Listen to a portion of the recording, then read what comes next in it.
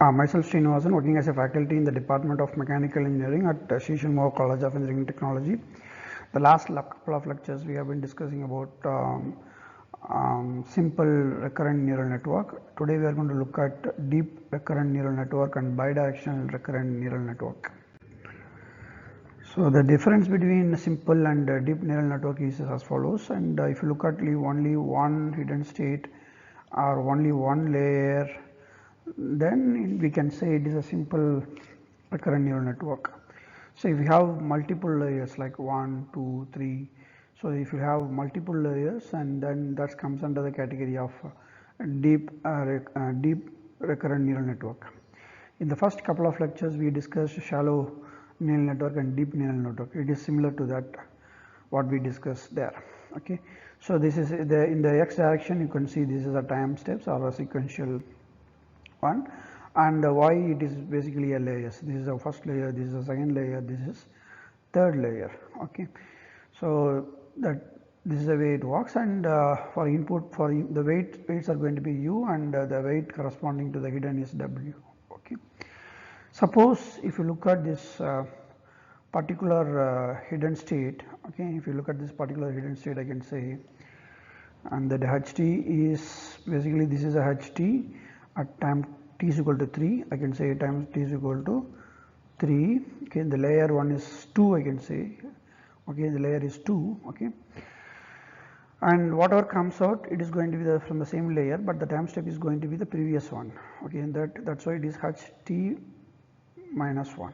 Okay, in the downward directions that comes that is ht,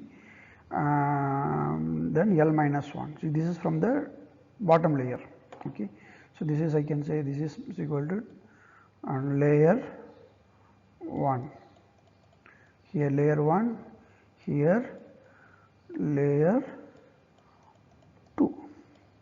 So if you apply the activation function over here, and we can write like this. Okay, so this is basically a layer wl ht minus 1 l plus u l and ht l minus 1.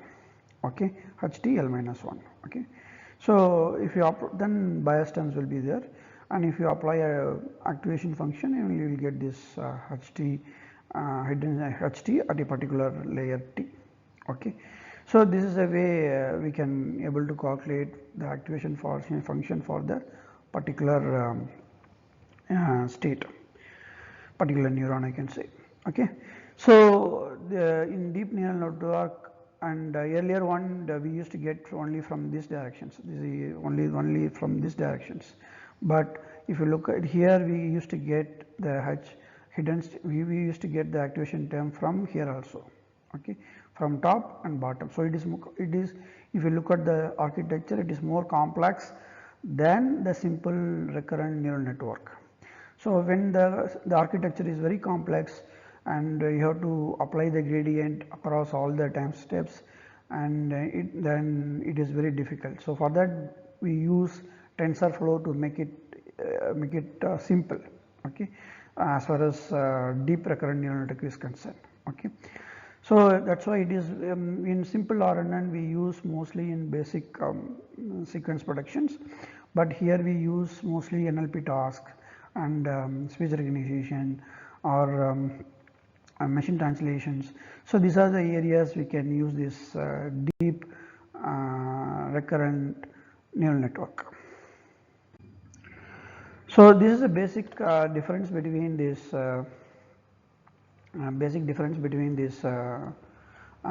simple RNN and deep RNN. Okay, so you have only a single one. These are multiple recurrent hidden layers. So that we have seen here, like that it will be there. Okay, this is my input.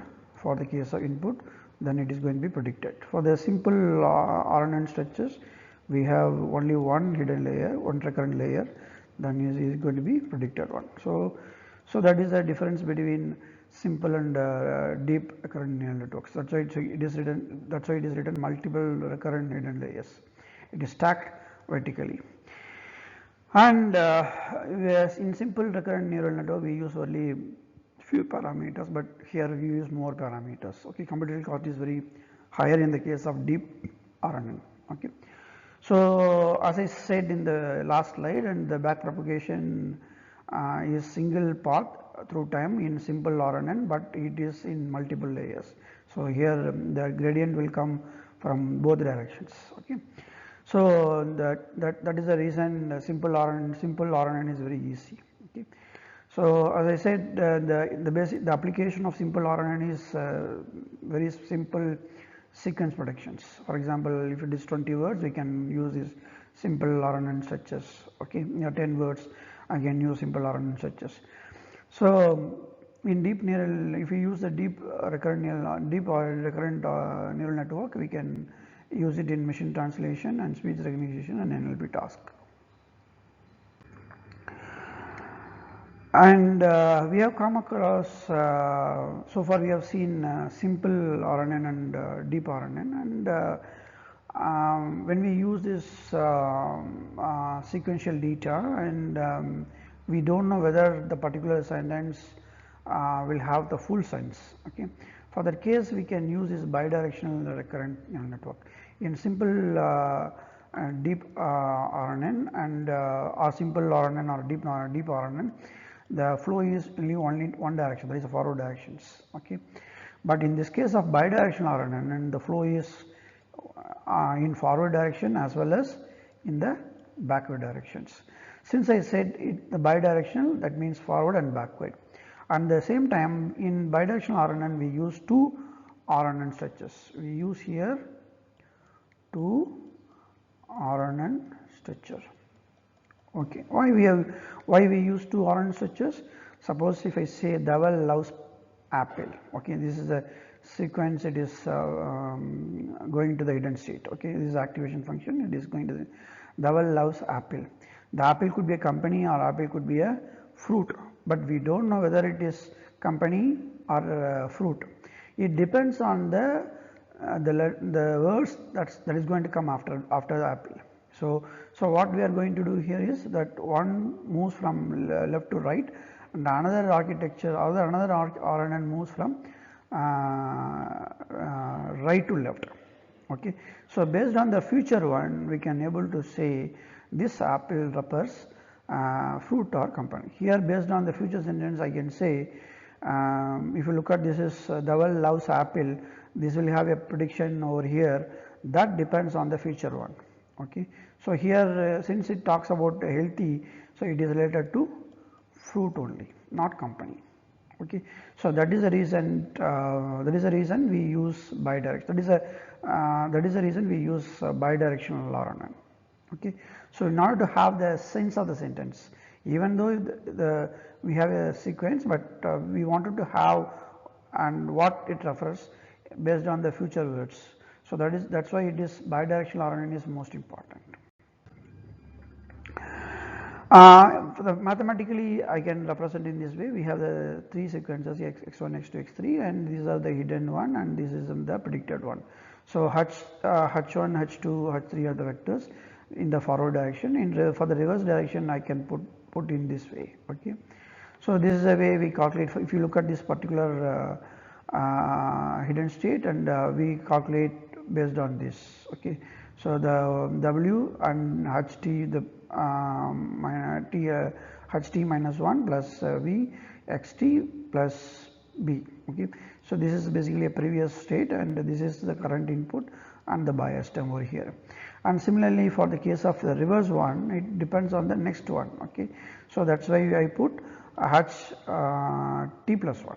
Okay, so the corresponding vectors can be combination of these, and we will have the bias term over here. Okay, so this is the way we work in the case of bidirectional recurrent neural network.